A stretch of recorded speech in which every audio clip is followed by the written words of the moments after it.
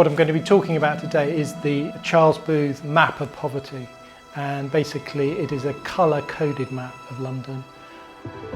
Black areas are where the very poorest live. The sort of heading is semi-criminal, but there is the next category, which is dark blue. They're considered very poor as well. And the yellow and red colours are the middle classes and the upper class. It allows you very, very quickly to understand where the wealthy people live and where the very poor people live. The map was actually funded by Charles Booth. He was actually a Liverpool ship owner, but he came down to London. There was another sort of survey that had been done that showed that about 25% of Londoners were living in poverty. He thought this is far too high. I don't agree with this at all. So he funded his own survey of London. Started in 1886 and went all the way through to 1903.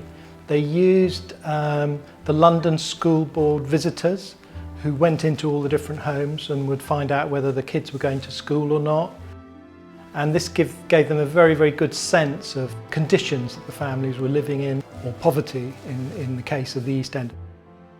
Shoreditch is quite a good example because it's a really sort of trendy, hip place today. Shoreditch in the late 19th century was an area where there were small industries and workshops, but there were also very, very poor areas. Down in the sort of right-hand corner of the map, you've got just the outlines of a section known as the Old Nickel, and that was supposedly one of the worst slums in London at this period. And what's interesting about the Old Nickel is that is one of the first sort of slum clearances by the London County Council, and they create a new estate in that part of London called Boundary Lane Estate, which is an ideal, if you like, for how London could be transformed through social housing. And perhaps the most dramatic thing that was discovered was that Booth was astonished when the statistics came back. The poverty levels were even higher. And really the survey proved that nearly a third of all Londoners were living on or below the poverty line. And this was a really shocking indictment, really, of living conditions in London at this period.